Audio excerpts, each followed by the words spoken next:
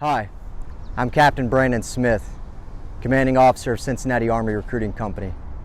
Now, I just wanted to take a moment to say congratulations on your enlistment into the United States Army, United States Army Reserve, and welcome to the team.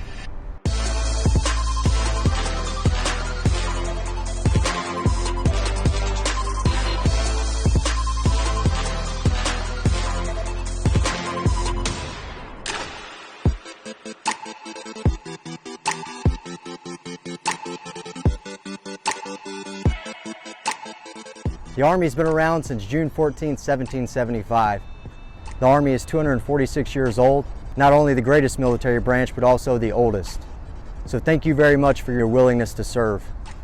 Around 1% of the population actually makes a decision that you've made and have taken the steps that you've taken to enlist into the Army or the Army Reserve. And even less than that 1% are actually qualified to do so, both medically, physically, and been able to qualify on a test to join the Army. So thanks again for your service, and welcome to our team and welcome to our family and who we are as a family. Cincinnati Recruiting Company, we cover down on 6 total stations from just north of Cincinnati all the way down to northern Kentucky. And if you're with us on our team, you enlisted out of one of those 6 stations, being either Eastgate Recruiting Center, Florence Recruiting Center, Newport Recruiting Center, Western Hills Recruiting Center, Colerain Recruiting Center, or Highland Ridge. All right, now that you've enlisted, we'll talk about what you're going to need to do in the next 7 days to get set up for a path to success. In the next 7 days, you'll need to conduct what we call Future Soldier Orientation, or FSO. During this, you'll come into the office, sit down with your recruiter, and you'll review your enlistment contract and any incentives that you may have. And the recruiter at that time will be able to address any concerns or questions that you have. We'll also discuss your current financial situation, and you'll sit down with your recruiter and complete a standard form, which is SF 1199, which is a direct deposit form, which you'll need to have complete before you ship to basic training. We'll also go on to GoArmy.com and set you up with a GoArmy.com account, which you will then use that account login to get on the Future Soldier training system, which is on futuresoldiers.com, and this is how you'll complete your online Future Soldier training. We'll also schedule a date and time for you to take your OPAT, which is your Occupational Physical Assessment Test, which is a 4-part test to gauge your readiness to enter into the MOS that you've selected. At that time, we'll also review, explain, and sign a Department of Defense Form 2983, which outlines prohibited activities between yourself and your recruiter. And we'll also discuss your training program over the next days, weeks, months, for as long as you're in the delayed entry program or the delayed training program before you ship to basic. There are ways that we can get you promoted to the rank of E2 even before you ship to basic training. And you can complete this by doing 3 things. One is to take the APFT and pass with a score of 180 or more. APFT stands for Army Physical Fitness Test. That's 1 minute of push-ups, 1 minute of sit-ups, and a 2-mile run.